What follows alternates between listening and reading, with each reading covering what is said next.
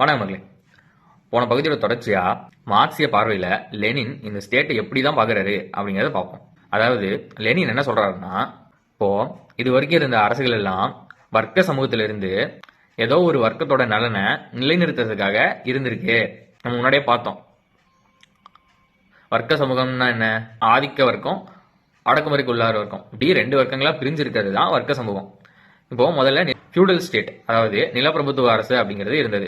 அந்த நிலப்பிரபுத்துவ அரசுல யாருடைய நலனுக்காக அந்த அரசு செயல்படும் அப்படின்னா, லார்ட்ஸ், அதாவது பிரபுக்கள் இருப்பாங்க, நிறைய நிலத்தை வச்சுக்கிட்டு மற்றவங்க எல்லாம் அடிமைப்படுத்தி வச்சிருப்பாங்க. அவங்களுக்காக இந்த நிலப்பிரபுத்துவ அரசு அப்படிங்கிறது செயல்படும். இப்போ இந்த நிலப்பிரபுத்துவ அரசுல புரட்சி கொண்டு வந்தவங்க யாரு அப்படின்னா கேபிட்டலிஸ்ட், அதாவது முதலாளித்துவவாதிகள் அப்படின்னு சொல்றாங்க. இப்படி அவங்க புரட்சி கொண்டு வந்து முதலாளித்துவ அரசை நிறுவுறாங்க. இந்த முதலாளித்துவ அரசுல முதலாளி வர்க்கம், உழைப்பாளர் வர்க்கம் அப்படின்னு இருக்கு. இதுவும் வர்க்க சமூகமா தான் இருக்கு. இப்போ இந்த முதலாளித்துவ அரசு அப்படிங்கிறது கேபிட்டலிஸ்ட் அப்படின்ற முதலாளிகளுக்காக அவர்களின் சார்பாக இயங்கும் அரசு தான் முதலாளித்துவ அரசு. சரி, இப்போ இந்த அரசுல புரட்சி கொண்டு வரப்போறது யாரு அப்படின்னா உழைப்பாளர் வர்க்கம், அதாவது ப்ராலிட்டேரியனிஸ்ட் அப்படின்னு சொல்றாங்க. உழைப்பாளர் வர்க்கம் தான் இந்த முதலாளித்துவ அரசுல இருந்து புரட்சி கொண்டு வர போறாங்க. அப்படி புரட்சி கொண்டு வந்துட்டு அடுத்தது எந்த மாதிரி அரசை அவங்க நிறுவ போறாங்க அப்படின்னா ப்ராலிட்டேரியன் ஸ்டேட், உழைப்பாளர் வர்க்க அரசை நிறுவ போறாங்க.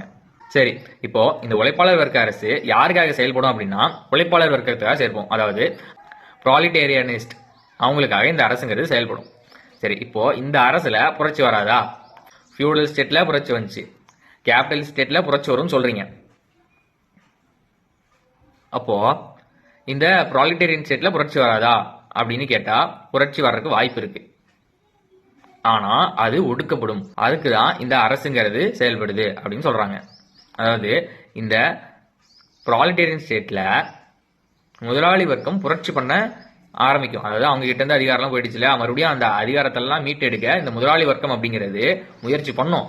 அந்த முதலாளி வர்க்கங்களை ஒடுக்கிறதுக்கு தான் இந்த ப்ராலிட்டேரியன் ஸ்டேட் அப்படிங்கிறது இருக்கணும் அப்படின்னு சொல்றாங்க. சரி, ஏன் இதை அடக்கி வைக்கணும் அப்படின்னு நம்ம பார்ப்போம்.